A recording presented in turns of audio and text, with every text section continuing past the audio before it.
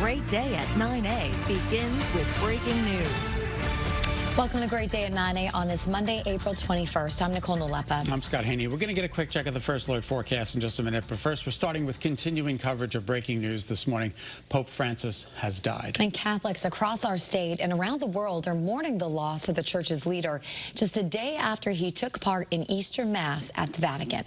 Your reporter Roger Susanna joins us now live in Hartford as people here look back on his legacy. Roger?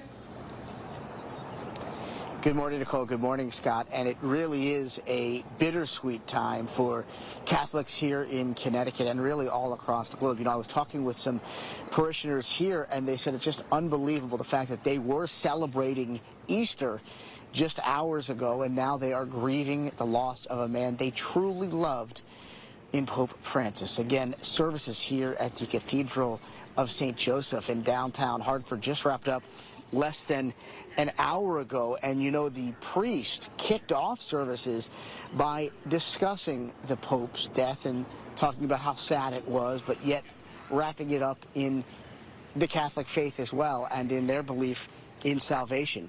Pope Francis, though, of course, was really a transformational Pope within the Catholic Church. He was the first Latin American Pope and also the first Pope from outside Europe elected to the Vatican in more than 1,300 years.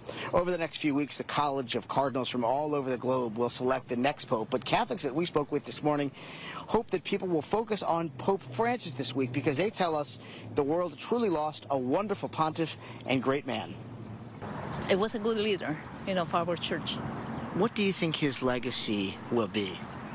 I think it's more the legacy I see is more about unity and love and caring for people.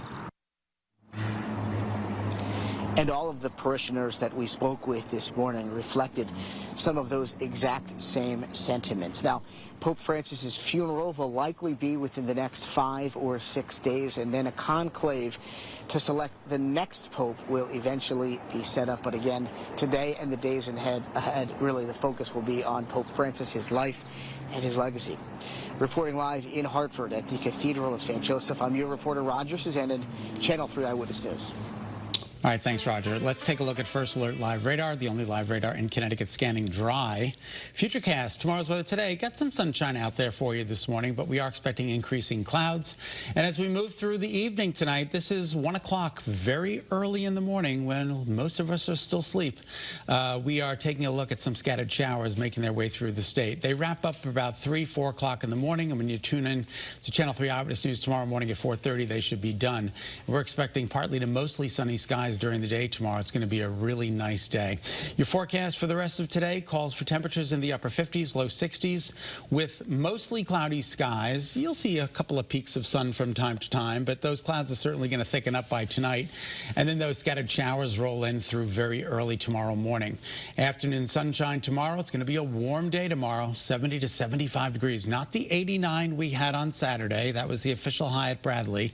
And then Wednesday, mostly sunny and mild with temperatures in the upper 60s to near 70 degrees. So just a little bit of a cool down on Wednesday, but still temperatures above average. The normal high for this time of year is about 62 degrees. So we're going to do it a little bit better than that, which is good news. All right, that does sound good. All right, mom life, it moves so fast. So we're trying to make sure all the moms out there get what they need to know without slowing down. So here's today's 1 Minute for Mom.